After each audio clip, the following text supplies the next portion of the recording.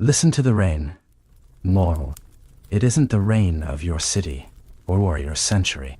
It is April 1924, and the silver mist of the Seine is crawling up the limestone walls of a Paris that no longer exists. You aren't just listening to a story. You are stepping into a ghost-white dream that an entire generation of artists tried to stay awake in until they couldn't. Before we go further, let the weight of your modern world fall away.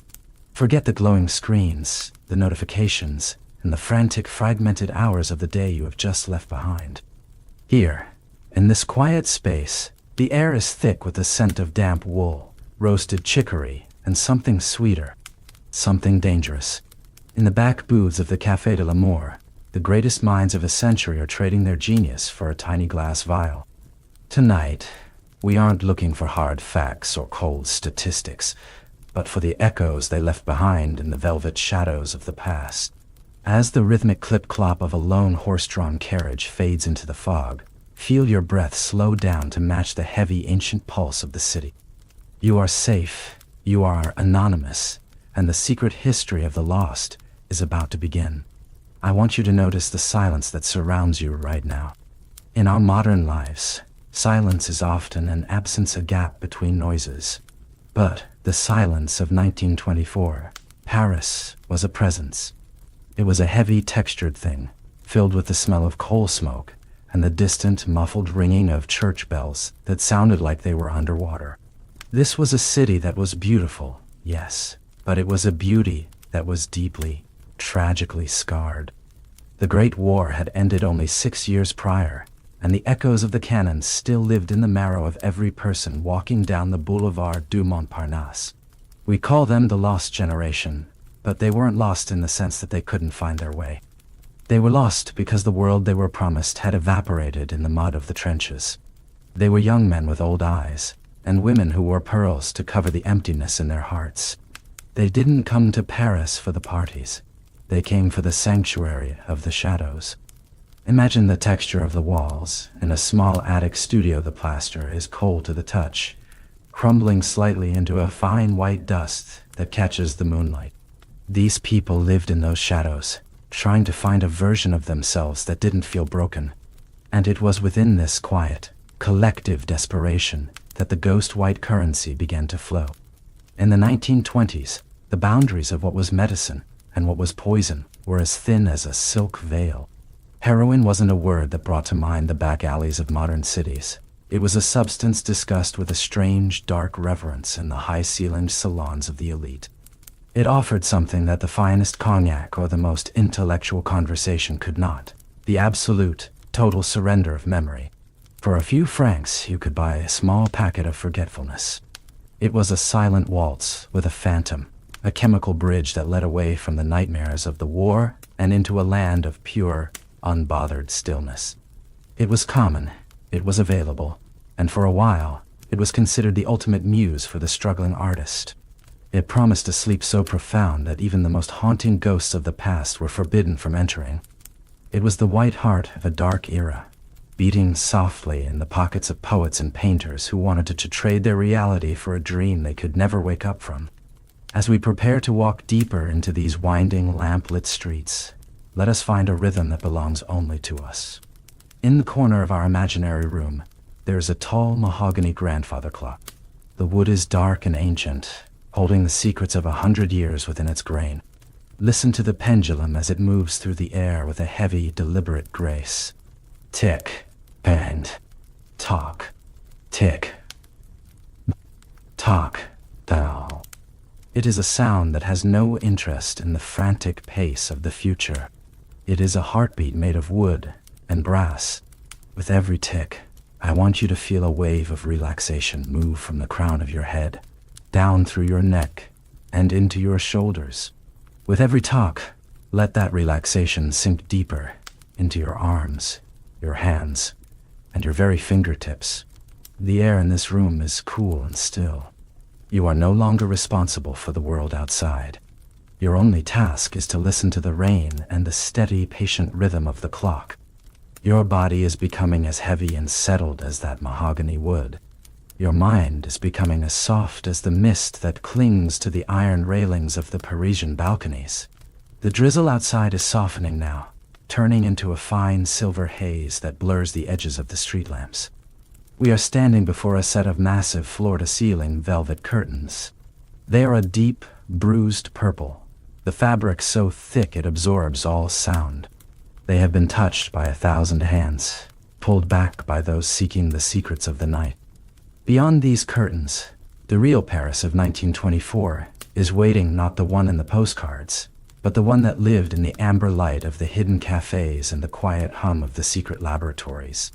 We are going to step through now. We are going to walk past the velvet and into the soft, flickering light of a world that was both brilliant and doomed. Feel the heavy fabric move against your hand. It is soft, cool, and ancient. We are crossing the threshold now, leaving the modern world behind for good. We are stepping into the year 1924, where the smoke is rising, the jazz is playing at a whisper, and the story of the ghost white craze is finally ready to unfold in the silence of the night. You are drifting now, deeper and deeper into the heart of the history that sleeps. Paris is a city that breathes through its long, layered history. But in the year 1924, that breath was heavy, labored, and thick with the scent of silver rain falling on damp, ancient limestone. To truly understand why this city became the silent epicenter of a ghost white craze, we must look at it not as the vibrant postcard of today, but as a wounded beauty, a queen who had survived a long, cold nightmare and was waking up to a world she no longer fully recognized. Imagine yourself walking down a wide, empty boulevard where the grand houseman buildings stand like silent gray sentinels, their ornate iron balconies dripping with the evening mist. The air around you is a complex, shifting tapestry of smells, the sharp, metallic tang of the river Seine, the comforting, earthy aroma of roasted chestnuts sold by a street vendor whose face is lost in the deep shadows of a wool cap, and the faint, sweet, lingering trail of expensive perfume from a passing motor car. Paris was trying desperately to be beautiful again, but it was a fragile beauty painted over a deep, jagged, and unhealed scar. The Great War had ended, but the silence it left behind in the hearts of the people was louder, and more haunting than any celebration in the streets. Why did Paris, of all the cities in the world, become the stage for such a quiet, chemical tragedy? It was the intersection of two powerful, invisible forces, a profound post-war trauma and a sudden violent explosion of new culture. After the terror of the trenches, the traditional world had been shattered into a million unfixable pieces. The old rules of morality, the comforting structures of religion, and the formal boundaries of art felt like hollow shells. Into this vacuum stepped the jazz age, a frantic, syncopated rhythm that felt like a heartbeat trying to outrun a memory. Jazz was the sound of survival, yes, but it was also the sound of a necessary distraction. Thousands of American soldiers, restless musicians, and disillusioned writers had stayed in Paris or returned to its embrace, bringing with them a hunger for life that was almost desperate in its intensity. They were fleeing the sterile, dry prohibition of their homeland for a city where everything was permitted and nothing was judged. This was the Lost Generation, a collection of drifting souls who had seen too much and felt too little. They gathered in the crowded, smoke-filled cafes of Montparnasse, not necessarily to find inspiration, but to find an exit away to dull the sharp edges of a reality that hurt too much to look at directly. Paris provided the perfect laboratory for this experiment, because it was a city that romanticized the struggling artist as a tragic hero, providing a beautiful, poetic mask for what was, in reality, a slow and methodical process of self-destruction. As you drift deeper into this mental landscape, feeling the cool air on your skin, I want you to look closer at the cafes that line the streets like glowing amber lanterns in the dark. These were the public living rooms of the era, the only places where the lonely and the broken felt truly seen. But as the night grew long, and the jazz music softened into a low, mournful moan in the background, a different kind of commerce began to take place in the corners. The city of light was hiding its darkest, coldest shadows in the very bottom of a white porcelain coffee cup. You might see a famous poet, his hands trembling slightly, or a penniless painter sitting perfectly still for hours, staring into their cup as if it held the secrets of a forgotten universe.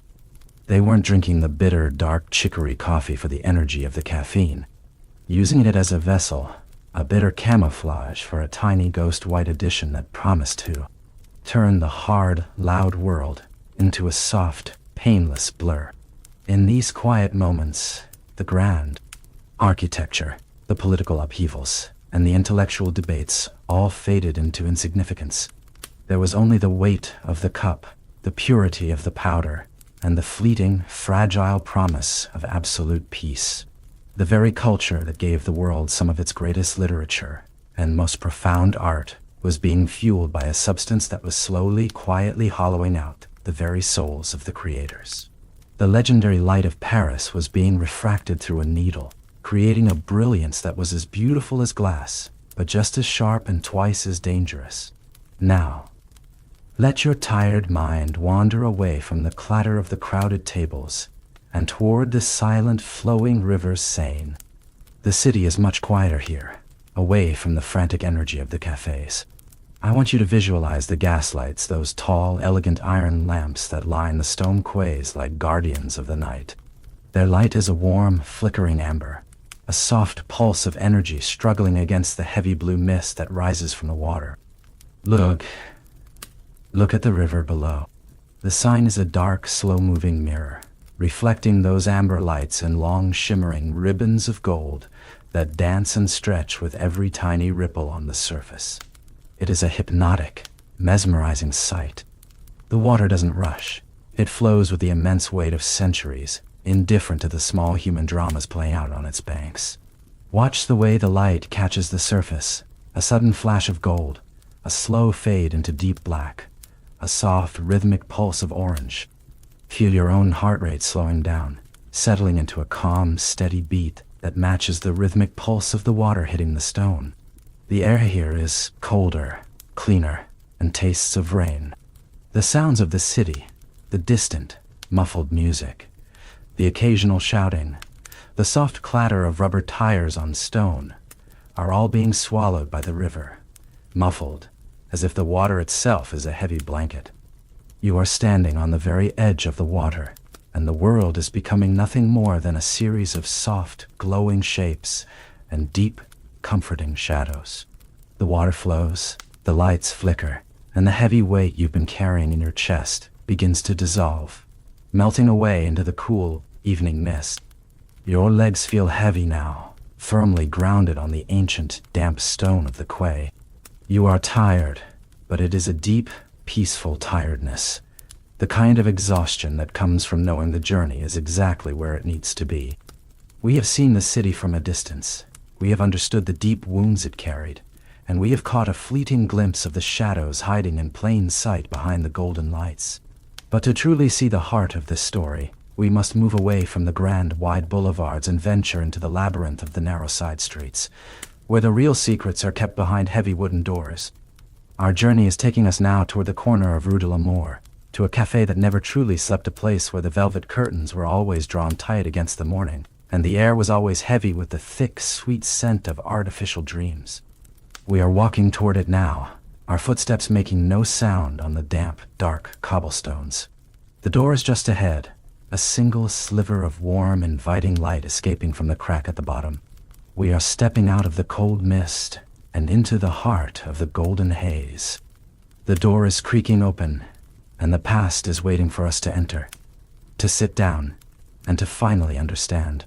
Now, I want you to leave the damp, glistening cobblestones of the street behind, and move toward a building that seems to lean tiredly against its neighbors in the ancient, winding heart of Montparnasse. We are beginning a slow, deliberate climb up a narrow, spiraling wooden staircase. With every heavy step you take, the old wood offers a small, dusty protest, a rhythmic, hollow creak that echoes upward through the dark stairwell like a slow, wooden heartbeat. At the very top, behind a heavy door with a tarnished brass number 4, lives Jean-Baptiste. When you first see him sitting by the tall, narrow window, it is his eyes that anchor you to the room. They are a pale, watery blue, the color of a fading winter sky just before the first snow. But they do not seem to perceive the physical objects around him. Instead, those eyes hold the jagged, phantom flashes of the trenches of Verdun, the white-hot, terrifying glare of artillery shells that burned themselves into his retinas many winters ago, leaving him a man who can only find true comfort in the deepening dark. Jean is a painter of shadows, not because he dislikes the warmth of the sun, but because the light of the modern world is too loud, too sharp, and too honest for a soul that has been shattered and carefully glued back together in the silence of the night. He sits in a velvet chair that has lost its original color to years of accumulated dust, his long, thin hands resting perfectly still on his knees, waiting for the evening to turn the sky into the only shade of gray his mind can finally tolerate. Steps softly inside his studio. The air here is heavy, almost thick enough for you to reach out and touch with your fingertips. It is a dense, motionless atmosphere composed of 1,000 invisible layers of time and memory. The first thing that greets you is the scent, a sharp, medicinal tang of turpentine that catches slightly in the back of your throat, only to be immediately softened by the dry, earthy smell of raw linseed oil and the ancient, musty aroma of untreated linen canvases that have sat untouched in the corners for months. Sunlight, what little is left of it at this late hour, struggles to penetrate the gray grime on the slanted skylight, falling in long, diagonal pillars of dusty gold that are filled with millions of tiny, dancing dust motes. These microscopic particles of dust are the only things in the entire room that seem to possess any energy, swirling in slow, chaotic orbits through the shafts of light. The walls are lined with canvases of all sizes, some turned toward the wall, like shamed secrets, others facing outward, displaying half-finished worlds of deep indigo, bruised charcoal, and haunting violet. There's a layer of fine gray dust on every flat surface, the wooden stool, the stacks of charcoal sticks, the jars of dried, powdered pigments making the entire room feel as though it is slowly, peacefully being reclaimed by the earth. It is a quiet vacuum where the frantic, electric pulse of 1920s Paris simply cannot reach. In the very center of this stillness sits Jean's workstation, a chaotic altar to his fractured genius. A heavy wooden easel, splattered with years of dried, crusty paint that looks like colorful topographical maps, stands like a skeletal monument in the middle of the floor. Near it sits a small, unassuming side table made of dark, scarred oak. This table is the true sanctuary of Jean's daily existence. On it, nestled among cluttered glass jars and sticky palette knives, sits a small white porcelain dish. It is a delicate, fragile thing, perhaps once part of a fine tea set from a life before the war, with a faint, repeating pattern of faded blue cornflowers around the curved rim. But it does not hold tea. In the dimming light of the studio, the dish glows with a cold, sterile, and unforgiving purity. It sits quietly next to a small silver box and a clean glass syringe that catches the dying light like a shard of black ice. This is the secret source of Jean's famous visions. While the wealthy critics in the grand galleries downstairs whisper with awe about his divine connection to the sublime and his ethereal mastery of light, the truth is far more mechanical, far more quiet. His most divine inspirations were actually nothing more than chemical echoes whispered directly into his weary veins by a silver needle. The brilliant, haunting depths of his blues were not found in the vast sky over the sign, but in the slow, numbing spread of a ghost white powder that turned his jagged trauma into a soft, manageable layer of velvet. As the silence stretches, you notice the rhythmic nature of Jean's breathing. It is slow, deep, and patient. He eventually rises from his chair, his movements incredibly fluid, as if he is navigating his way through deep, dark water. He picks up a long, slender brush with a well-worn wooden handle that has been smoothed by the oils of his skin over thousands of tedious hours. He does not use a palette anymore. He works directly from the shadows of his own mind. I want you to listen, truly listen, to the sound of his work. It is perhaps the most hypnotic sound in the entire world. Swish. Whisper. Swish. The sound of the fine hog hair bristles stroking against the dry, tightly stretched linen of the canvas. It is a dry, rasping sound, like a secret being shared in a hushed, intimate tone. There is no urgency in his hand, no frantic energy. He applies a layer of deep, transparent violet, then a thin wash of bone black, blending them with a steady circular motion until the boundary between the two colors simply disappears. Swish. Whisper. The rhythm is perfectly steady, like a slow, deep breath. In and out, and out. Stroke and lift. The sound becomes a mantra, a repetitive vibration that fills the small room and begins to pull gently at your eyelids.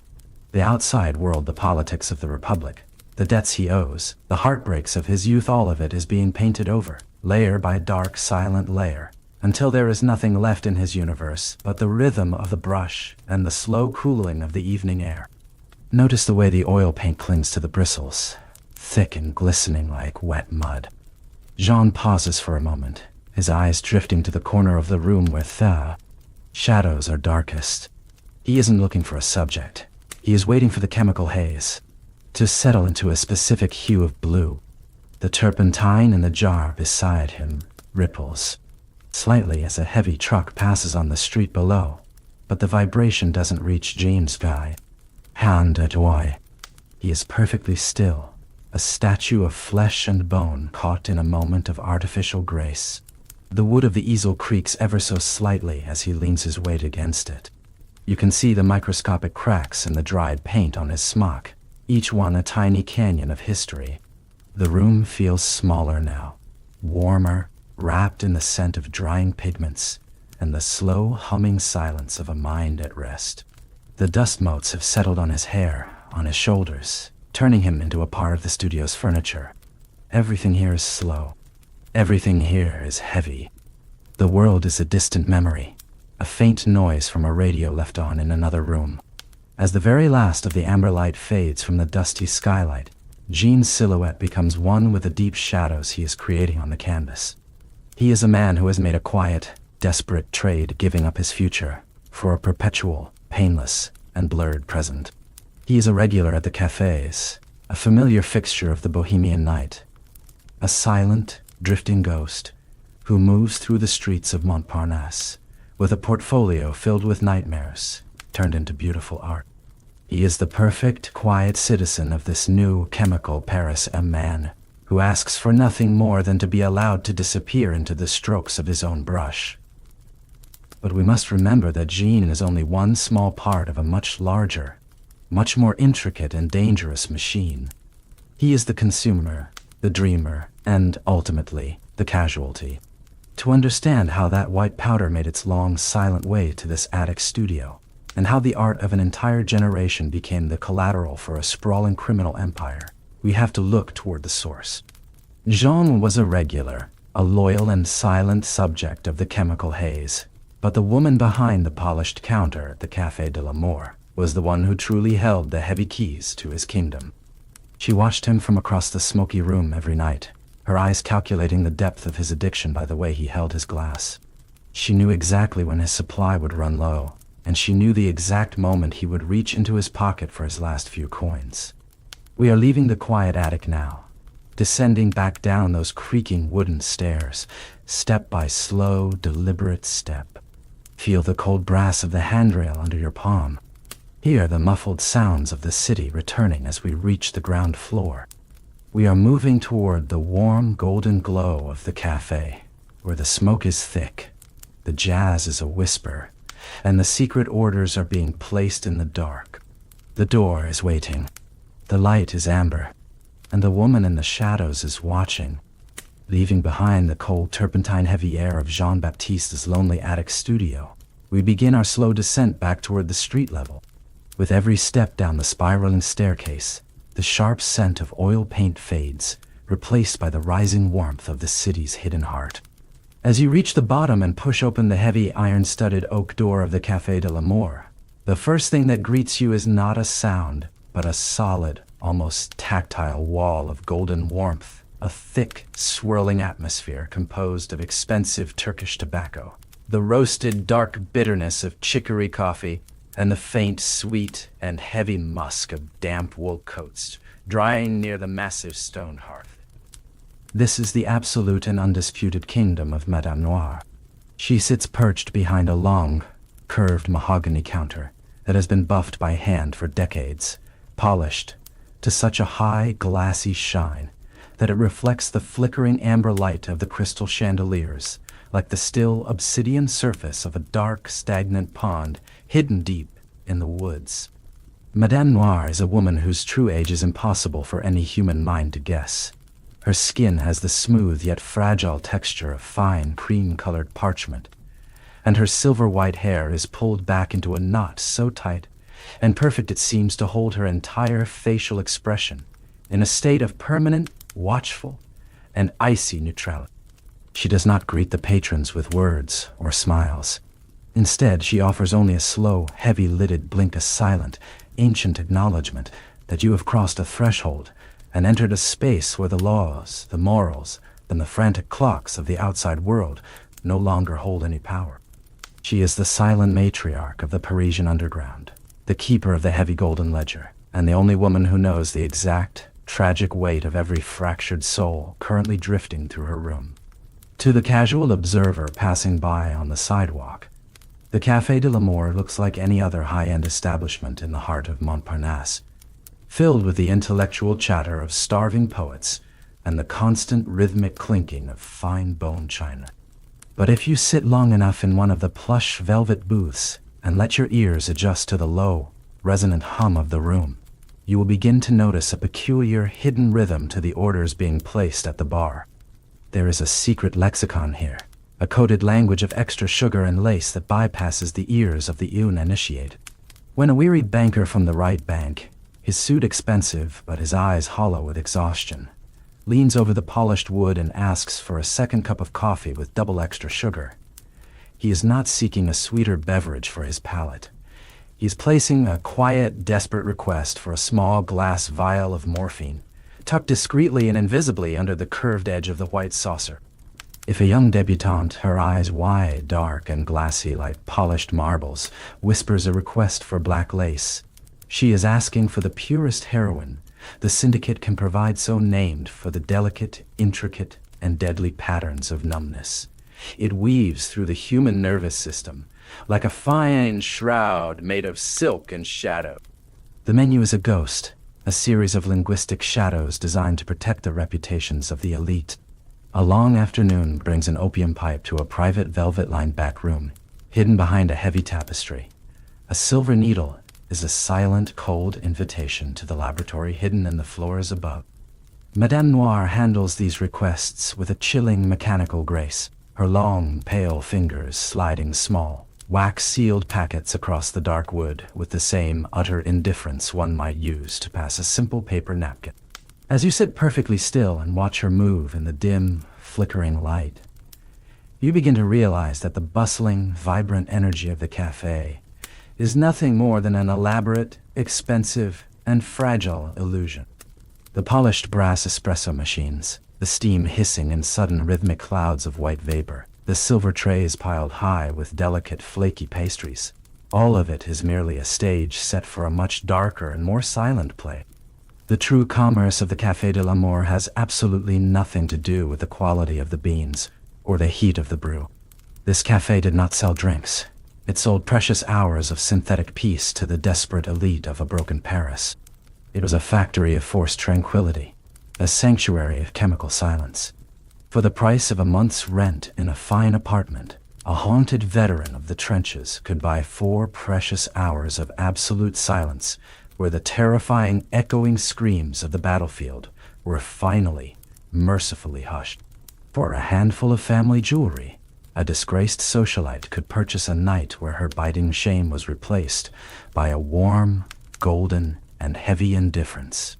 Madame Noire presided over this transition from agonizing pain to hollow nothingness with the cold, unfeeling precision of a master clockmaker.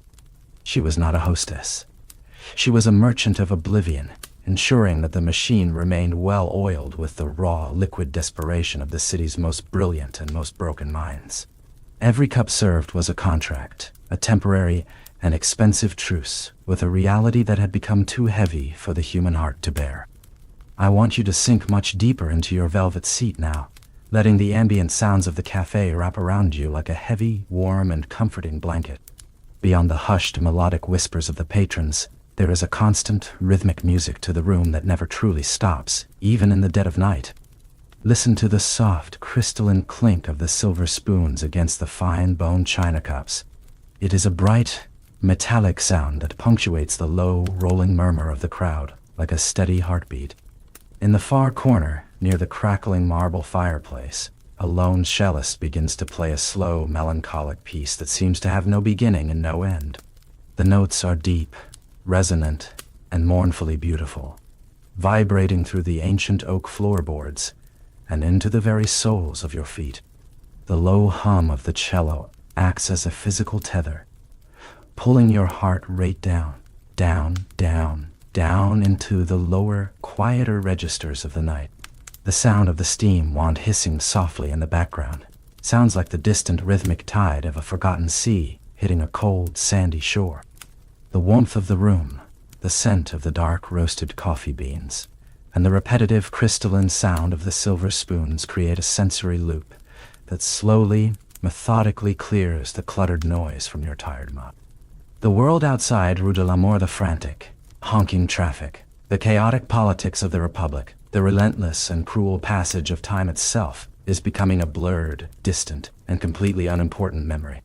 There is only the cello, the silver, and the slow golden drift of the evening.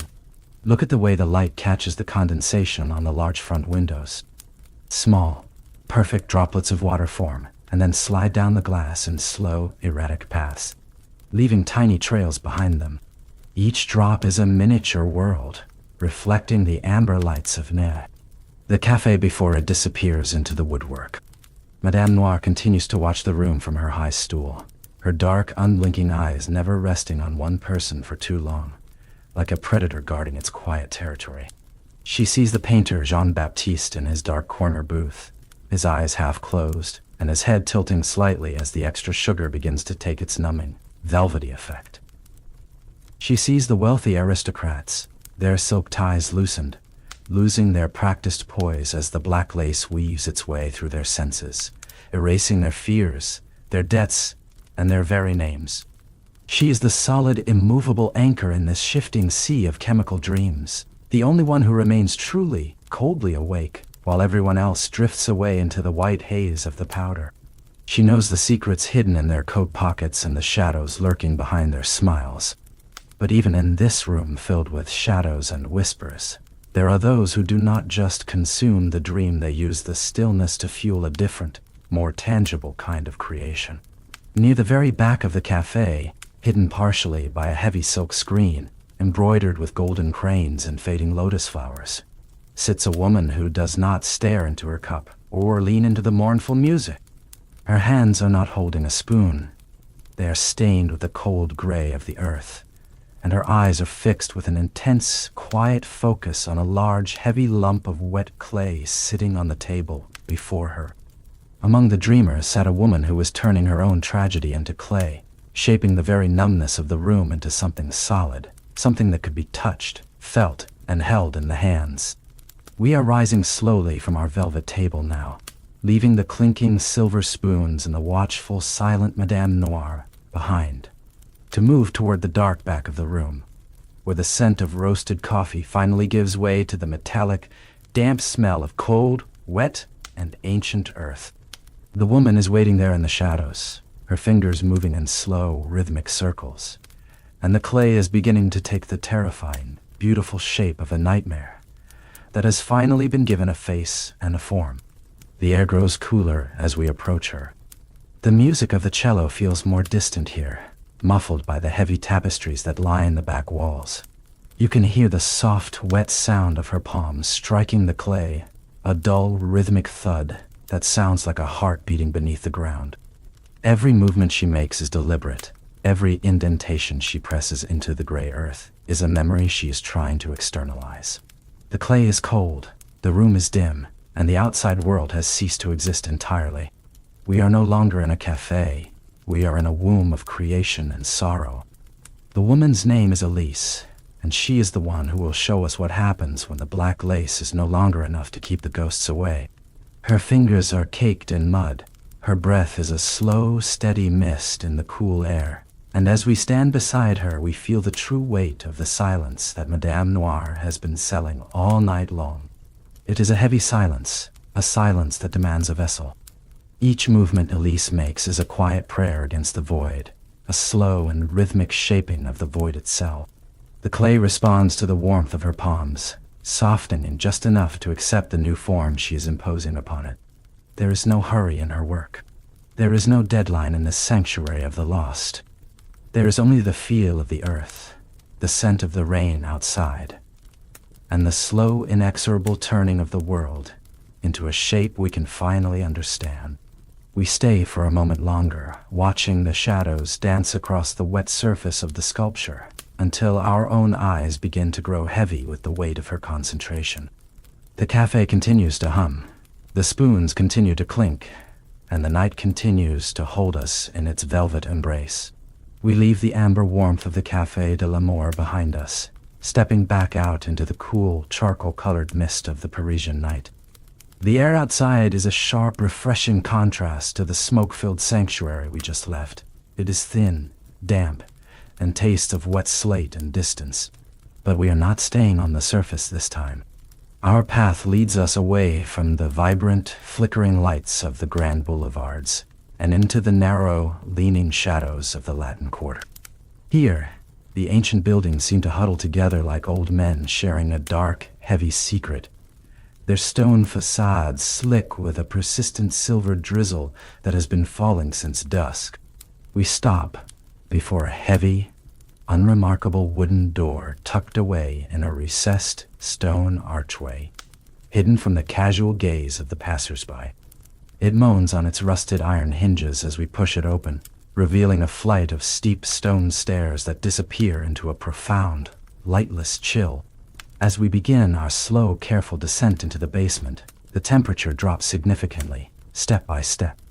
The familiar smells of roasted coffee, expensive tobacco, and rain-washed streets are stripped away, replaced by a biting, subterranean cold that seems to vibrate in the very marrow of your bones. This is the hidden world beneath the cobblestones, a place where the sun has never reached, where the silence is heavy with the immense, crushing weight of the city pressing down from above. You can feel the density of the earth surrounding you, a protective layer of prehistoric silence that swallows the sound of your own footsteps as you descend deeper into the dark.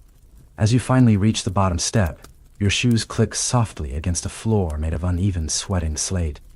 The stones here are cold, permeated by the dampness of the nearby river. This is the laboratory of Bobby Chen.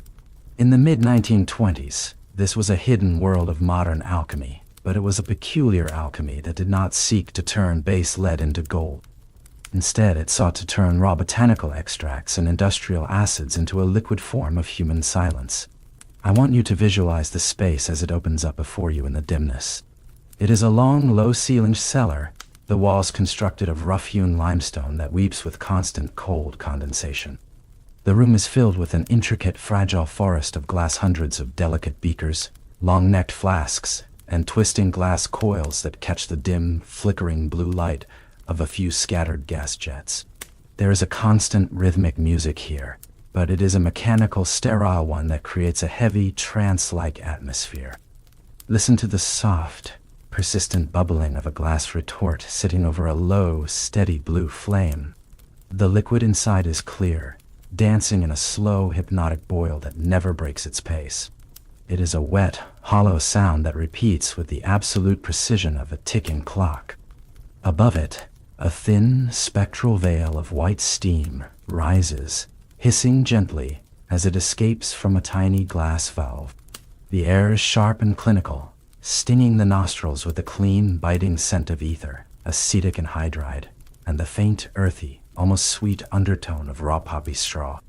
It is a smell that feels cold to the touch, a smell that speaks of absolute order, mathematical precision, and the total, merciful absence of human emotion. Bobby Chen moves through this fragile glass forest with the silent, fluid grace of a man who has spent his entire life navigating the shadows of great rooms. He does not look like a figure of the criminal underworld or a desperate trafficker.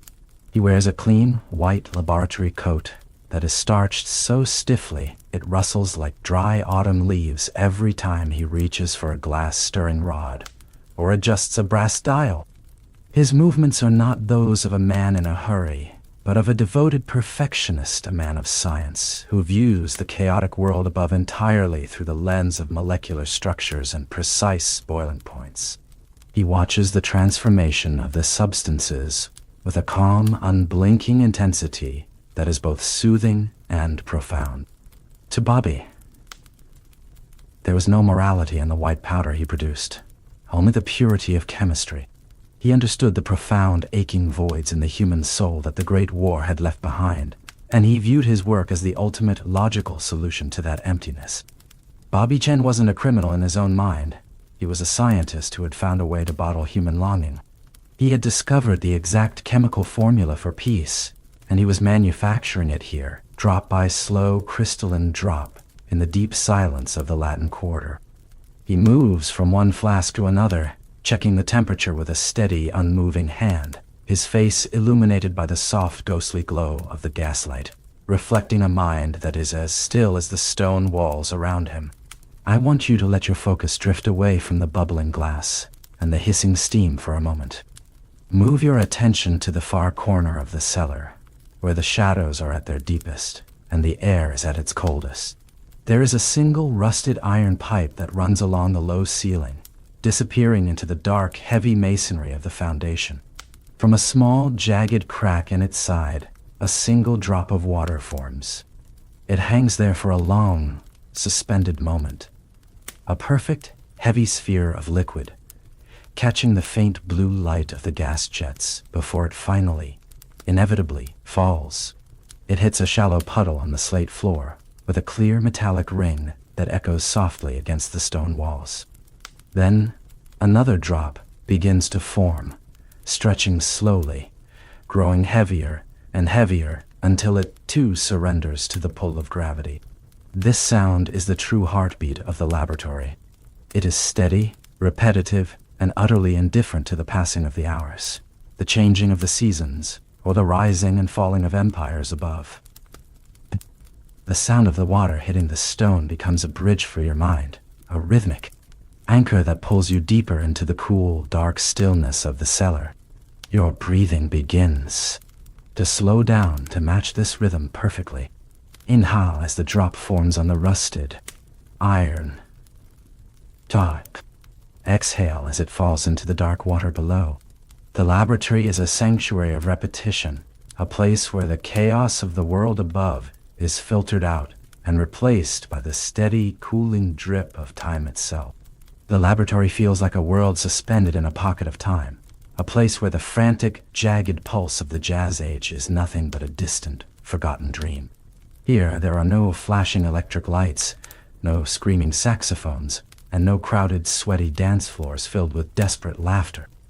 There is only the cool glass, the wet stone, and the slow, methodical creation of the haze. Bobby Chen stands perfectly still now, watching a final filtration process through a funnel lined with fine, white silk. The liquid dripping through is clear, pure, and terrifyingly potent. It represents the culmination of hours of patient, silent work, a substance that will soon be dried and crushed into the ghost white powder that fuels the cafes above. But for now, it is just a quiet, shimmering liquid in a glass jar, reflecting the world in its curved surface like a crystal ball. You can feel the immense weight of the earth above you, the millions of tons of ancient stone and soil that separate this quiet laboratory from the night sky. The silence here is a protective layer, a heavy, cold shield that keeps the secrets of the syndicate safe from the prying eyes of the world outside. You are wrapped in this silence, buried beneath the noise, safe in the rhythm of the chemistry and the stone. As the liquid filters, The sound of the gas jets provides a low, comforting hum of white noise that fills the gaps between the drips of water. You notice the textures of the room, the way the light glints off the brass fittings of the pressurized tanks, the way the condensation forms patterns on the beakers like frost on a winter window. Every surface is coated in a fine mist, a testament to the humidity of this underground sanctum. Bobby Chen picks up a glass slide and examines a crystal under a microscope, his breathing so shallow it barely disturbs the air around him. Everything in this room is designed for stability.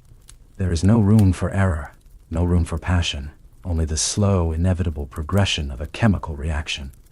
You find yourself leaning against a cold stone pillar, feeling the solidity of the earth through your shoulder.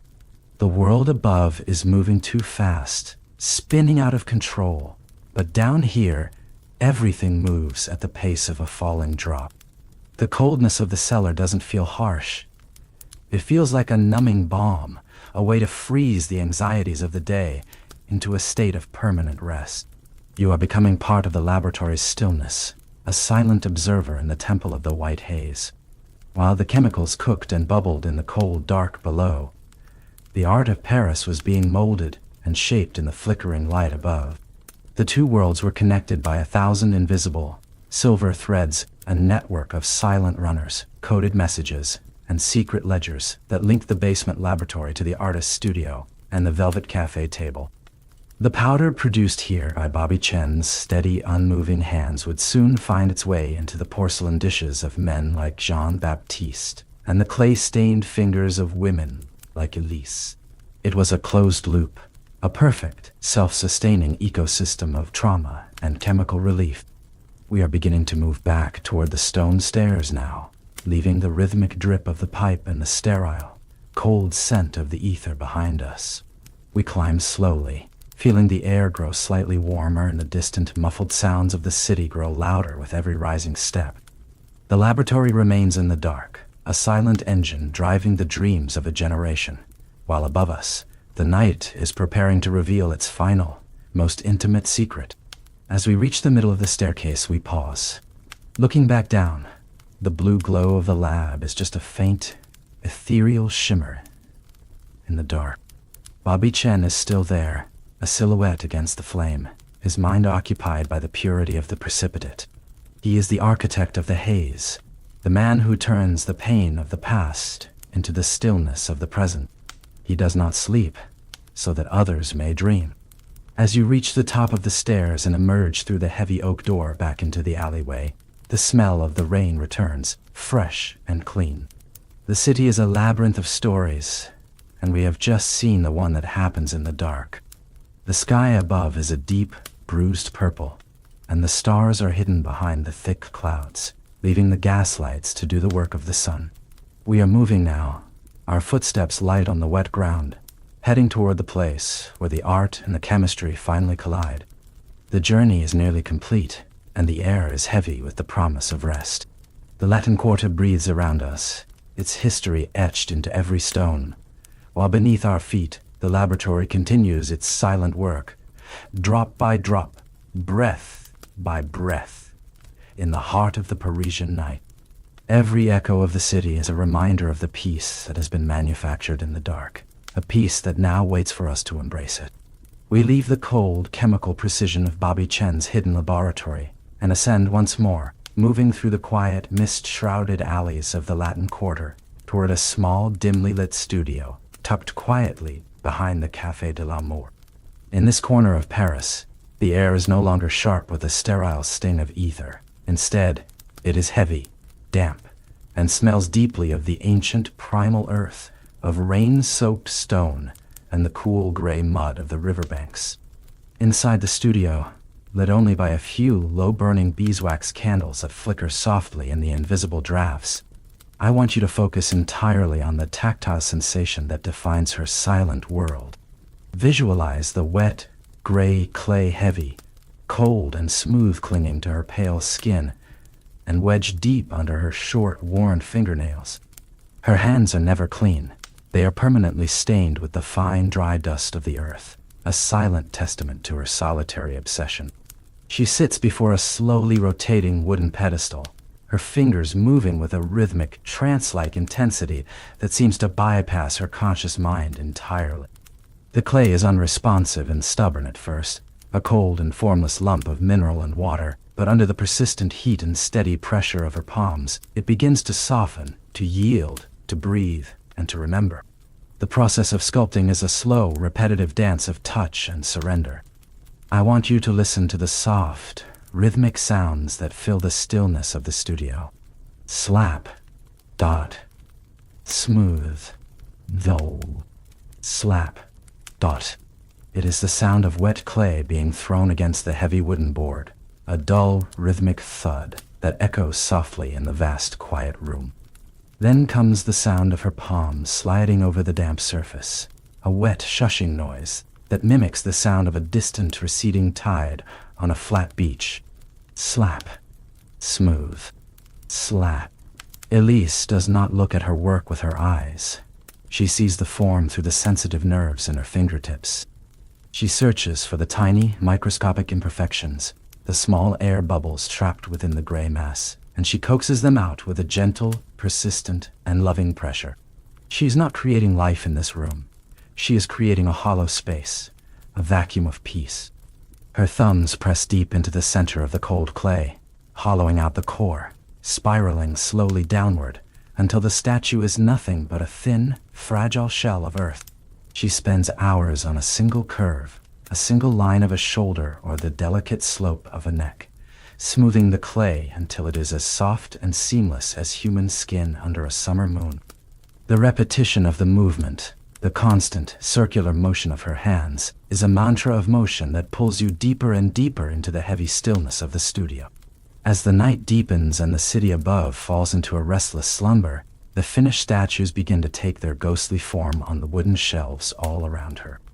They are beautiful, haunting figures, angels with weeping, sightless eyes, elegant dancers frozen in the middle of a silent step, and stoic soldiers with hollow, unblinking stares. To the wealthy collectors of the Rue de Rivoli, these were considered the very height of modern Parisian art, praised in the galleries for their ethereal lightness and their hollow spiritual depth. But the lightness they so admired was not a stylistic choice. It was a cold, functional requirement. The most beautiful sculptures in all of Paris were nothing more than hollow vessels designed to carry the ghost-white powder of the underground across borders and through the night.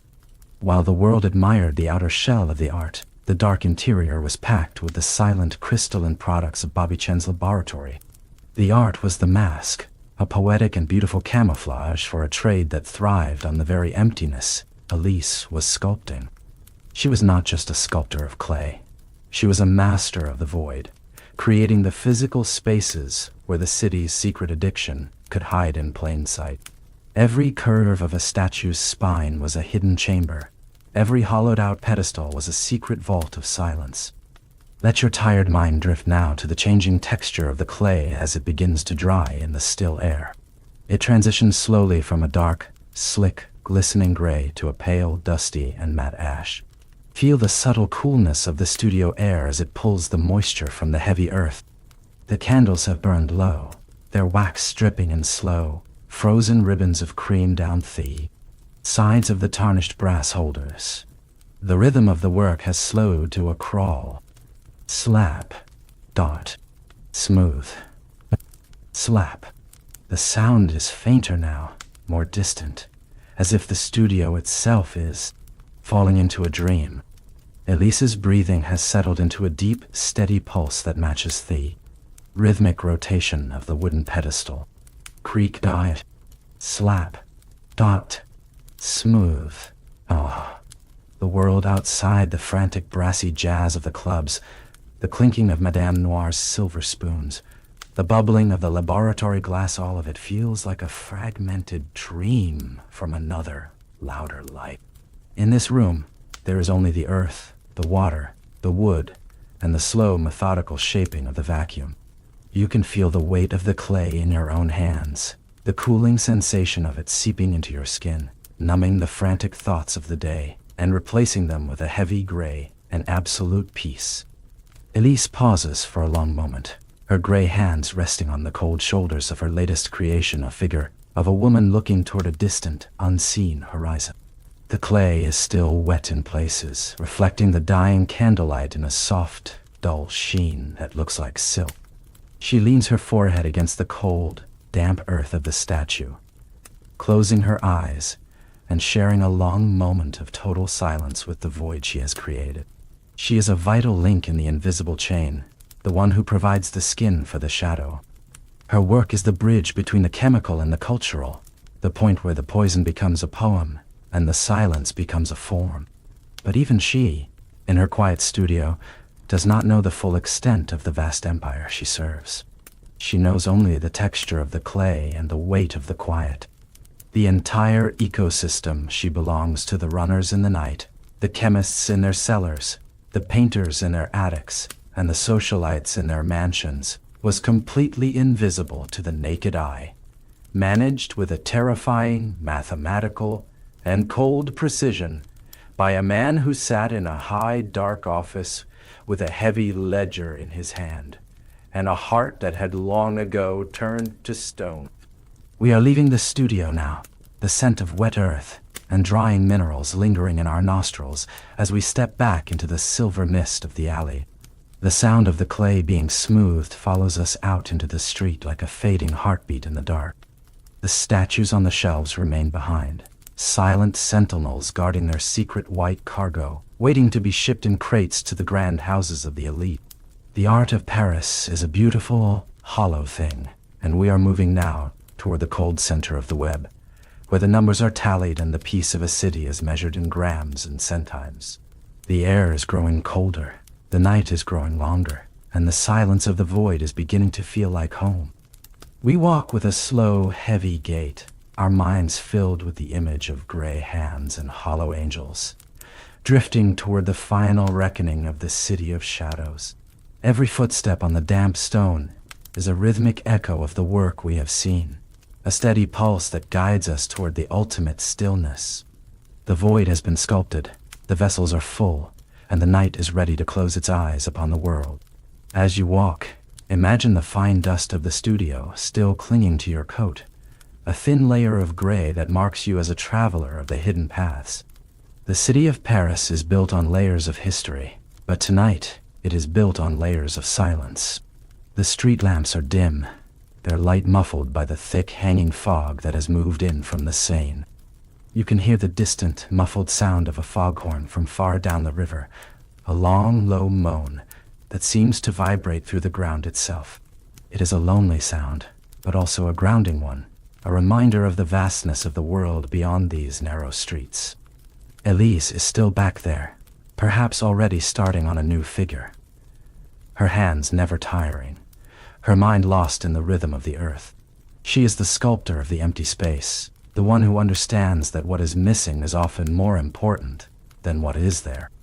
You carry that thought with you as you move deeper into the night, the idea that the silence we seek is not the absence of sound, but the presence of a deeper, more profound stillness. The buildings on either side of the street seem to lean closer now, as if they too are listening to the heartbeat of the underground. The windows are dark, the people inside lost in their own dreams, some aided by the very powder Elise has hidden in her art. There is a strange quiet comfort in knowing the secrets of the city, in seeing the invisible threads that bind the painter, the chemist, and the sculptor together. It is a map of human longing, a geography of the heart's desire for rest. And as you walk, you feel your own longing for rest growing heavier, pulling at your limbs, softening your thoughts. The rhythm of the city is slowing down, the jazz has faded to a whisper, and the only sound left is the soft, rhythmic brush of your coat against your legs as you move through the mist. The void is not something to be feared. It is a space to be filled with the quiet, dark water of sleep. You are ready to enter that space now, to let the hollow angels guard your rest, and to sink into the deep, gray peace of the earth. The journey is almost at its end. The ledger is being closed, and the shadows are finally coming home to rest in the heart of Paris. Every stone, every drop of mist, and every breath of the night is a part of this masterpiece of stillness, and you are the final brushstroke, the last touch of clay, the final note in a symphony of silence that has been playing since the sun went down. Sleep now, for the void is sculpted and the night is complete. The charcoal-colored mist of the Parisian night has grown significantly thicker now, curling lazily around the wrought iron lampposts like the very smoke from the opium pipes we encountered in the hidden rooms behind the cafes. We move slowly away from the tactile, mud-stained world of Elise Dubois' clay studio, and toward a part of the city where the stone feels colder, more upright, and infinitely more clinical in its geometry. This is the silent district of the high financiers and the invisible power brokers, a place of impossibly high ceilings and heavy velvet curtains that swallow the sounds of the street before they can even reach the glass. We stop before a grand, imposing townhouse of gray houseman stone. There is no sign on the door, no brass nameplate to indicate the massive commerce within, but behind the reinforced oak and the polished brass handle sits Henri Lost. I want you to focus your attention entirely on the absolute rhythmic stillness of his private office. It is a vast, shadowed room that smells deeply of old, acid-free paper, expensive Moroccan leather, and the faint, bitter, and lingering scent of cold, black coffee. The only light in this entire cavernous space comes from a single green-shaded banker's lamp that casts a sharp emerald pool of steady light across a desk made of dark, heavily scarred mahogany. In the very center of this pool of light is Henri's hand. It is a hand that has never known the biting grit of a trench or the wet stain of clay. It is pale, steady, and terrifyingly precise in its movements. Listen closely to the sound that defines this sanctuary of the Shadow Empire. Scratch. Pause. Scratch. It is the rhythmic sound of a gold-nibbed fountain pen moving across the thick, cream-colored pages of a heavy, leather-bound ledger. Scratch. Slide. Scratch. And the sound is thin, sharp, and perfectly consistent, a tiny, rhythmic friction that represents the calculated destruction and reconstruction of thousands of distant lives, all reduced to ink. Henri Lost was the ultimate accountant of the abyss, the man who turned the messy, visceral, and tragic reality of human addiction into a clean, cold, and manageable mathematical formula. To him, the desperate shaking of a veteran's hands or the glassy, vacant stare of a young poet were not human tragedies. They were merely abstract variables in an elegant equation of global supply and localized demand. He referred to his trade as the business of dreams, a logistical masterpiece that required the same dispassionate, icy focus as the shipping of winter coal or the milling of summer grain.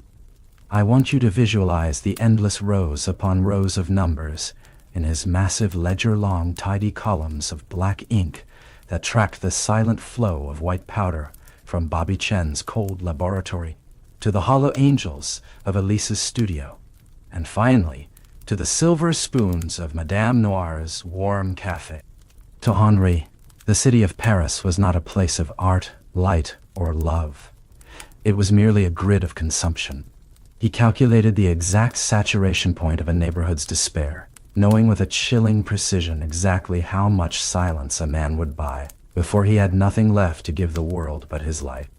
The sound of the pen continues its work, acting as a hypnotic metronome in the dark, silent room. Scratch. Scratch. It is a sound that pulls your mind away from the chaotic, jagged emotions of the world and into a vast space of pure, frozen logic. There is a strange, numbing comfort to be found in Henri's world, the comfort of the inevitable and the measured. Everything here is accounted for. Everything here is weighed. There is no room in these pages for the unexpected, no room for the jagged edges of sudden grief or the frantic, fluttering pulse of joy. There is only the steady, rhythmic, and silent accumulation of figures. Henri did not care for the art that his syndicate subsidized. He did not care for the delicate brushstrokes of Jean-Baptiste or the smooth, damp curves of Elise's clay figures. In fact, he preferred the tragedies. He watched the health of his artists with the cold, detached eye of an actuary, knowing, with a mathematical certainty, that a dead artist's painting sold for significantly more than a living one's. Their sudden demise was simply a necessary market correction, a way to increase the value of the inventory he held safely in his climate-controlled vaults. Let your focus shift now to the other subtle sounds of the office, the ones that fill the long, heavy silences between. The scratching of the pen. Listen to the muffled, heavy thud of a thick page being turned. Wisp, dot, thud. The paper is heavy and expensive, and the sound it makes as it settles against the stack is like a soft linen sigh in the dark. It is a slow, deliberate sound that speaks of a time without end, a process that will continue long after the city has gone to sleep. Then, there is the sound of the hot wax. Henri reaches for a stick of deep, blood-red sealing wax, holding it patiently over the small, blue flame of a silver spirit lamp. You can hear the faint, sharp hiss as the wax begins to soften and melt. A single, heavy drop falls onto a confidential envelope. Flip, bite. It is a wet, heavy sound, followed immediately by the soft, solid thud of his heavy signet ring pressing into the cooling, hardening surface. Thud. The seal is set. The order is given. The machine continues to turn in its silent, well-oiled, and secret orbit. The air in the office is perfectly still, undisturbed by the wind that rattles the ancient window panes outside. You can feel the physical weight of the dark wood and the heavy, leather-bound books pressing in on you, creating a protective cocoon of absolute, calculated quiet. The green light of the lamp seems to soften the edges of your thoughts, hollowing them out until they are as tidy and silent as Henri's columns of numbers. You are no longer a person with worries, a past, or a future. You are simply a point on a graph, a quiet observer in a world of perfect equilibrium. The scratching of the pen, the turning of the page, and the thud of the seal form a rhythmic cycle that lulls your heartbeat into a slow, steady, and effortless trance. Scratch. Thud, die. Flip. The business of dreams is a quiet one, a world of velvet, shadow, and ink, where the only thing that matters is the final balance of the ledger at the end of the long night. Henri leans back in his heavy leather chair, the brass springs giving a slow, rhythmic groan that sounds like the hull of an old ship at anchor in a calm harbor. He closes his eyes for a brief second, not out of tiredness, but out of a deep sense of mathematical completion. The numbers have been tallied. The city has been weighed. The silence has been sold. He's the ghost in the machine, the cold heart that keeps the blood of the underground flowing through the tired veins of Paris. He feels the stillness of the room as a physical presence, a reward for his precision. But even the most silent, perfectly calibrated machine leaves a trail in the mud. Beyond the heavy velvet curtains, in the damp and dirty reality of the streets, the consequences of his equations are beginning to pool like stagnant water in the gutters. The ink on the page is finally dry, the wax has hardened into a brittle red stone, and the green lamp is finally extinguished by a pale hand, leaving the room in a state of perfect mathematical and absolute darkness. We are leaving the office now, our footsteps completely muffled by the thick, ancient Persian rugs as we move toward the heavy oak door. The smell of the leather, the dust, and the ink follows us out into the marble hall, a lingering reminder of the man who sold the night to the highest bidder. As we step back out into the mist of the street, the cold air feels different than before. It feels like a physical weight, a reminder that we are back in the world of fragile things, of things that can be broken and bruised. The bridge from the office to the alleyway is a short one, but it is a profound transition from the abstract world of numbers to the real world of stone and rain. We move with a slow, heavy gait, our minds still occupied by the rhythmic, hypnotic scratching of the pen, drifting toward the final chapters of this mechanical nightmare. The sidewalk beneath your feet is slick with the night's heavy condensation, reflecting the pale, watery light of the distant, hidden moon. Every step you take is a rhythmic echo of the pen's scratch, a steady, pulsing reminder of the cold order that Henri Lost has imposed upon the chaos of human existence. You feel a strange and growing sense of detachment, as if you are watching your own life from a great silent height, far above the rooftops of the city. The worries that felt so sharp, jagged, and urgent only an hour ago have been smoothed over by the cold logic of the office, turned into manageable, silent figures that no longer have the power to hurt or disturb you. The darkness of the night is no longer an empty void. It is a ledger, and you are finally finding your peaceful place within its vast cream-colored pages. The machine is silent, the trail is clear, and the ultimate stillness is waiting for us just around the corner, where the mud of the streets meets the silver flowing water of the Seine. As we walk, the silence of the financial district becomes absolute and heavy. There are no crowded cafes here, no struggling artists, no bubbling laboratories. There are only the grand, silent houses of the people who own the world, their windows dark and unreflective. But as we move toward the river, the air begins to change again. It grows colder, wetter, and carries the faint, metallic scent of the deep water. We are moving toward the end of the long line, the place where the business of dreams meets the cold reality of the earth. Henri Lost is still back there, perhaps already asleep in a bed of fine, heavy silk, his mind as clear and empty as a fresh, unwritten page. He has done his work. He has balanced the scales of the night. And now, the darkness belongs entirely to us, the quiet travelers who have seen the mechanism behind the velvet veil.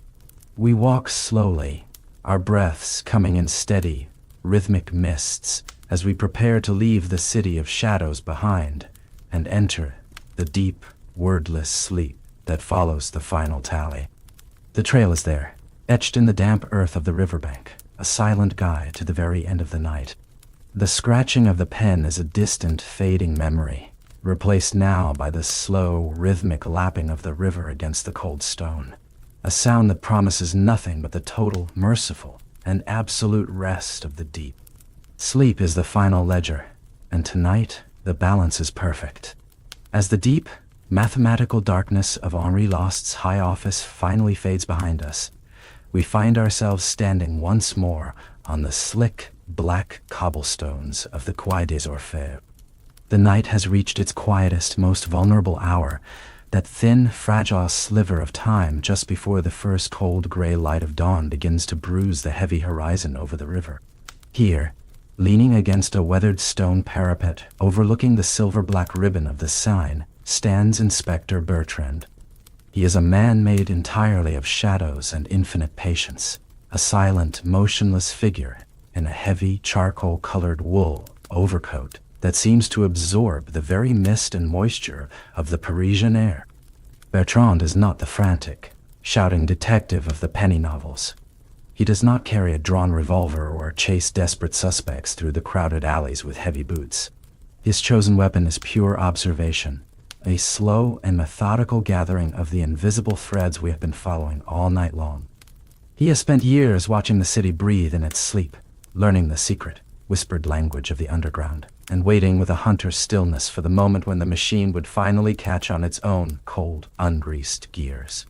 The chase that eventually brought him to this riverbank was not a frantic sprint, but a slow, rhythmic walk that lasted an entire weary decade. Bertrand followed a trail not of blood, but of silver and shadow. He tracked the persistent, crystalline clinking of the silver spoons in Madame Noir's dim café. He traced the microscopic, jagged scratches on the glass beakers in Bobby Chen's cold laboratory, and he noted the weightless hollow resonance of Elise Dubois' pale clay angels. He understood with a quiet certainty that a crime of this magnitude and empire, built on the systematic and industrial manufacture of silence, could never be broken by mere force. It could only be dissolved by the slow, persistent light of the truth. He moved through the city like a ghost, a silent observer at the very edge of the jazz clubs and the elite artist retreats, always staying just outside the sharp circle of the green-shaded lamps. He was the one shadow that Henri Lost forgot to calculate, the single human variable that did not fit into the elegant cold equations of the golden ledger. I want you to focus now on the heavy, rhythmic atmosphere of the city as Bertrand prepares for his final, silent move. There are no sirens wailing in the distance, No crashing doors and no sudden, jarring shouts to break the peace. There is only the arrival of the rain. It begins as a soft, rhythmic patter against the dark surface of the river, a delicate, almost musical sound like thousands of tiny silver needles hitting the water in perfect unison. Patter, dot dot, patter, dot, patter, dot ew. But slowly, inevitably, the sky opens up, and the light drizzle transforms into a heavy, cleansing Parisian rainstorm. Listen to the magnificent sound as it washes the ancient streets of Paris clean of the night's secrets. Drumming, falling, rushing. The water cascades off the steep zinc rooftops, gurgling into the iron gutters and rushing down. Cobblestones in miniature, silver rivers.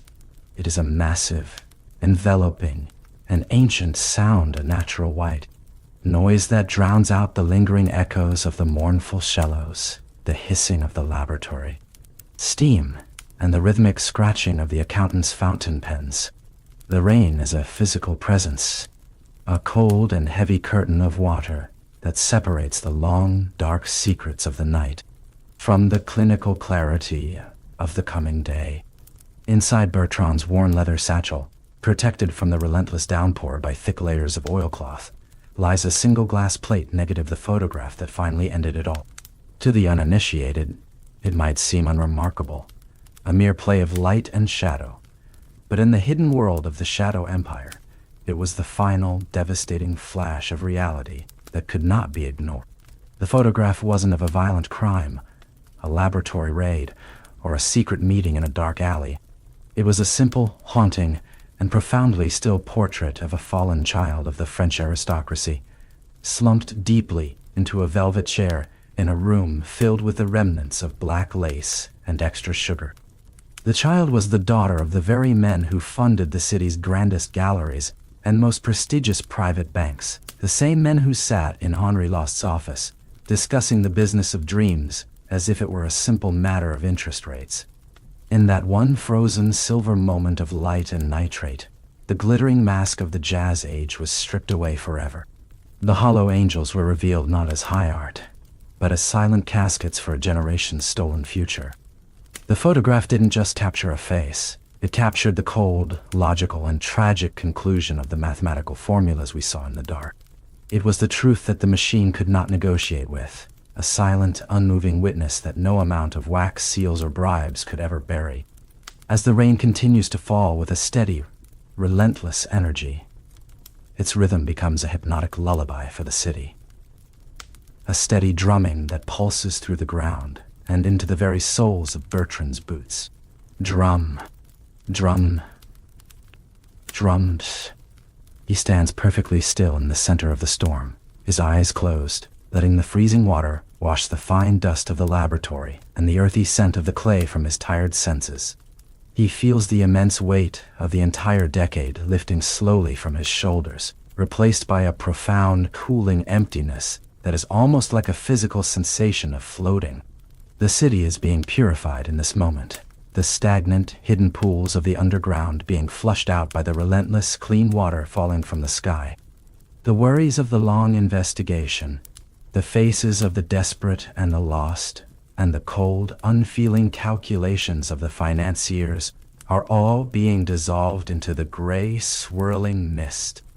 There's a deep, resonant, and ancient peace to be found in the sound of a storm, a reminder that the earth has its own powerful way of balancing the scales, its own way of ending the long, dark nights of the human heart. The bridge from the heavy darkness to the soft light is beginning to form before your very eyes.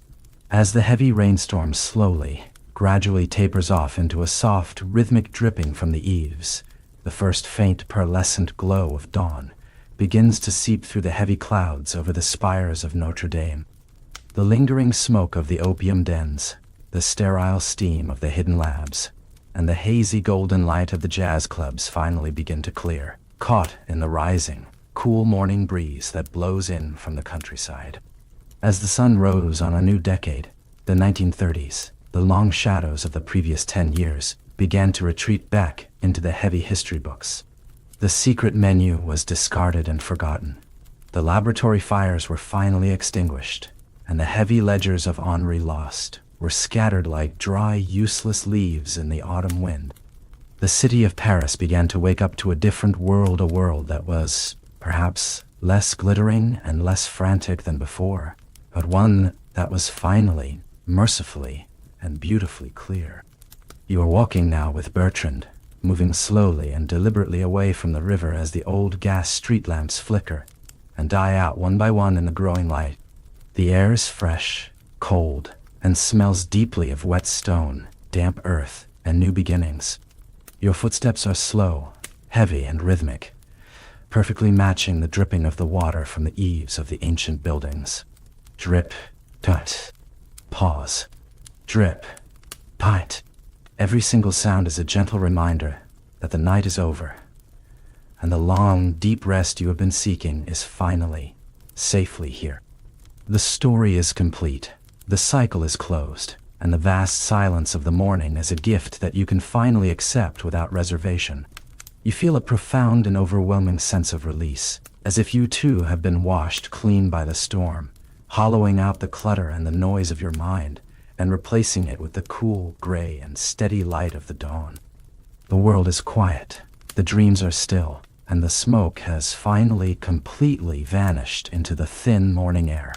The rhythmic drumming of the rain has left a lingering vibration in the atmosphere, a low hum that settles deep within your chest and calms your pulse. As Bertrand turns a final corner and disappears into the thickening morning mist, you find yourself standing before a quiet, empty park. The benches are wet and glistening, the grass is heavy with diamonds of rain, and the only sound left is the soft, rhythmic rustle of the leaves in the cool wind. The decade of shadows has passed into memory, leaving behind only the lessons of the dark and the stark beauty of the light. You lean your head back, closing your eyes, and let the cool morning air fill your lungs in one long, slow breath. The journey is over. The secrets are told. The machine has finally stopped its mechanical turning. There is nothing left for you to do but surrender to the overwhelming, peaceful weight of the sleep that has been waiting for you at the end of the long trail. The sun is rising, the world is waking, but for you, the night is finally, perfectly, and eternally at rest. You can hear the distant, melodic, and slow ringing of a church bell from across the water, a steady sound that marks the passage of the human soul from the confusion of the night into the clarity of the day. It is a sound of homecoming, a sound of absolute peace. The silver spoons are silent at last, the clay is dry on the shelves, and the ink in the ledgers is still and cold. You are drifting now, floating on the steady, rhythmic echo of the rain, sinking down into the soft, velvet, and dark folds of the coming slumber. The city of Paris is now just a memory, a story whispered in the dark. And as the last of the smoke clears from the horizon, you find yourself in a place of absolute shimmering and eternal stillness. Sleep is the final flash of light, the moment where the struggle and the rest become one, and the silence is the only language left to speak. Rest now, for the storm has passed, the sun has risen, and you are finally, safely, and deeply home. Every stone is quiet, every shadow has found its place, and the night has given way to the most profound peace you have ever known. The year is 1930, and the long, feverish, and glittering night of the previous decade has finally, completely, and permanently come to a close.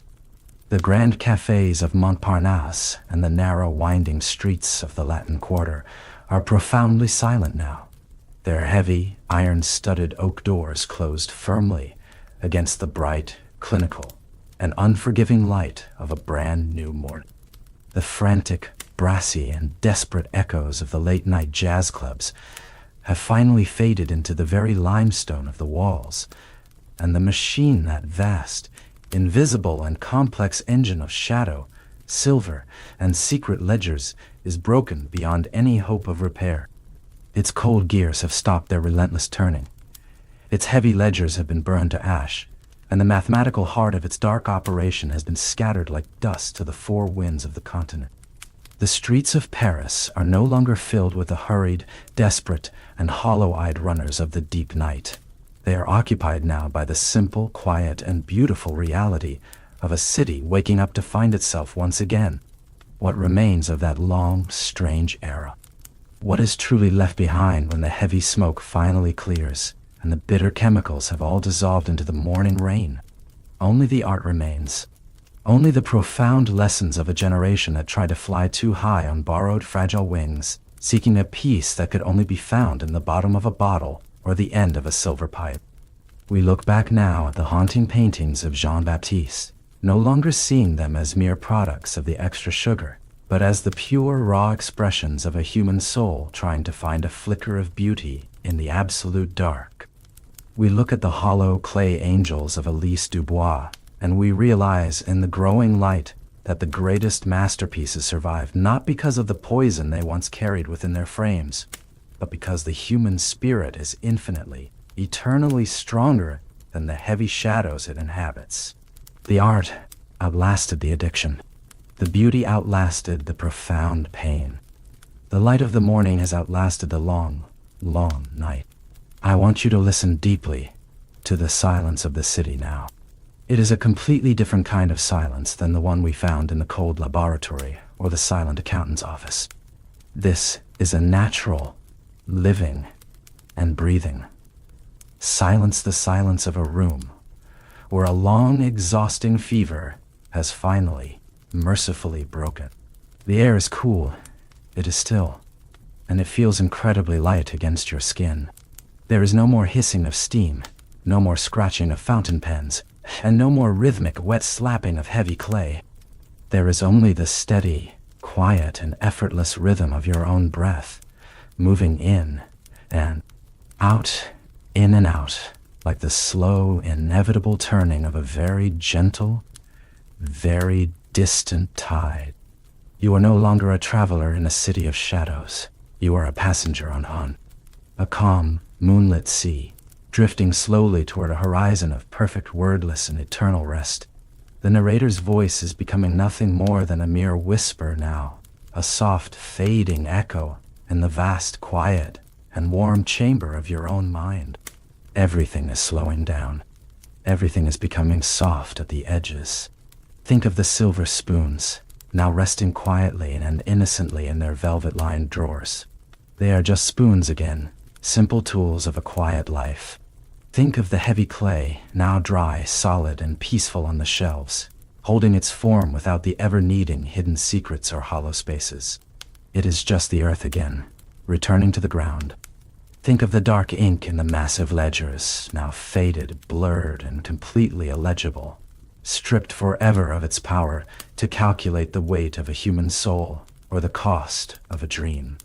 It is just dust and shadow again.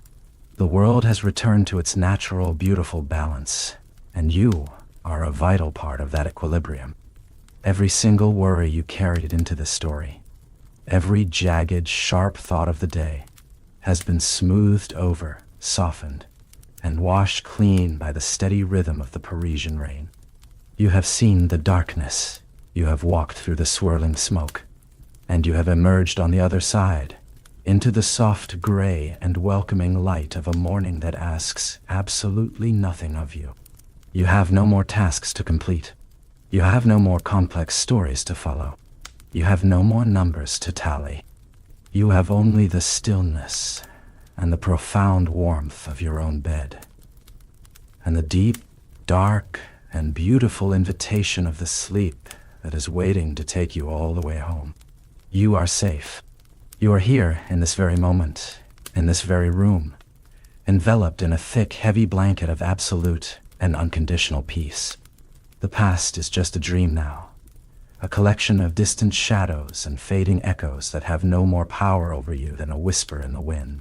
The city of 1920s, Paris, with its frantic jazz and its secret alchemy and its hollow clay angels, is folding itself up like an old map and disappearing into the history books, leaving you behind in the perfect, shimmering quiet of the present. The night has done its work. The light is soft and dim. The air is perfectly still.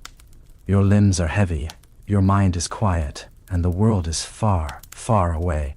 You are drifting. You are floating on a cloud of silver mist. You are sinking down, down, deeper and deeper into the soft, velvet folds of a sleep that has no end, no beginning, and no wait. The echoes of the cafe have finally faded into nothingness, replaced by the profound, shimmering, and holy silence of your own deep rest. The journey is over. The long trail has ended. The ledger is closed for the final time. The smoke is gone, and the air is clear. Sleep now, in the heart of the quiet. We have traveled through the smoke of the 1920s, through the secret laboratories, the jazz-filled cafes, and the silent mathematical offices of the past. But now, the mist of history begins to shift and dissolve, and you find yourself walking through a modern, quiet Paris at 3 o'clock in the morning. The year is no longer relevant. The frantic energy of the day is gone. There are no cars on the grand boulevards, no shouting voices, no clattering of distant trains. There is only the moon, a pale and perfect silver disk hanging high above the rooftops, casting a long, cool glow over the silent city. The cobblestones beneath your feet are smooth and cool, reflecting the moonlight like the surface of a dark, still lake. As you walk, the city feels less like a place, and more like a gentle presence, a friend who knows your name and understands your need for rest. As we move through this moonlit Paris, I want you to feel the physical weight of your journey. This is a walk for your body as much as your mind. Start by focusing on your feet as they touch the imaginary stone. With every step, feel the tension in your toes and your ankles simply melting away, sinking into the ground. Your feet feel heavy, warm, and deeply connected to the earth. Now, let that feeling of heavy relaxation travel upward, moving slowly through your calves and into your knees. Feel the muscles in your legs softening, turning as heavy and solid as the ancient stone foundations of the Louvre. There is no more need to run, no more need to chase the shadows of the past. You are exactly where you need to be. The weight of the night is like a thick, soft blanket being pulled slowly over you. As you continue this mental walk, feel that warmth and heaviness move into your hips and your lower back. Imagine the weight of your blankets at this very moment, a comforting, protective layer that anchors you to your bed. Your spine feels long and relaxed, each vertebra settling into the softness beneath you like a smooth pebble sinking into deep, dark sand. The tension in your shoulders, the weight of the world you carry during the daylight hours, is dissolving now. Feel them drop. Feel them broaden. Feel them surrender to the gravity of the night. Your arms are heavy, your hands are still, and your fingers are loose and warm. You are a vessel of peace, a hollow angel of a different kind, filled only with the quiet, dark water of sleep. The city of Paris is breathing with you. Inhale the cool, night air, and exhale the last lingering thoughts of the story. History sleeps so that we can finally wake up. It has done its work. It has told its secrets.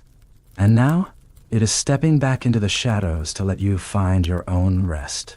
If you are still awake, listening to the rhythm of my voice, do not be concerned. Do not fight the wakefulness. You are exactly where you need to be, in this safe, dark, and silent space. You are the guardian of the night, the witness to the peace that follows the storm. There is no pressure to drift off, only the permission to be still. The sounds of the modern city begin to fade, replaced by a soft, timeless lullaby. Listen to the gentle, persistent drumming of the midnight rain against the window pane, a sound that has not changed in 1,000 years. And far, far away, perhaps just a ghost of a memory from the streets of Montparnasse, a single, lonely jazz saxophone plays a few slow, low notes. It is a melody of pure rest, a sound that doesn't ask for your attention, but only offers its companionship in the dark. The rain and the music are weaving together, creating a soft, silver cocoon around you, protecting you from the noise of the world. Your breath is a slow, steady tide. Your body is an anchor of warmth. Your mind is a quiet, empty room. lit only by the softest glow of a fading candle. The story of Bobby Chen, Elise Dubois, and Detective Bertrand is drifting away now, becoming part of the long, silent history of the city. Their voices are echoes, their lives are dreams, and their shadows are finally at peace. You can feel the depth of the sleep that is waiting for you. It is a vast, dark ocean, cool and inviting. You are standing on the shore, and the water is rising slowly, gently, to meet you. It is a welcoming embrace, a promise of total and absolute rest. The final word of the night is not a goodbye, but an invitation. Good night, Paris. Remembers all the stories told in the dark, and so do you, in the deep, silent places of your heart. The ledger is closed. The laboratory is dark. The clay is still. The city is yours, and the sleep is here. Good night. Good night. Paris remembers. And so do you. Sleep. Sleep. Sleep.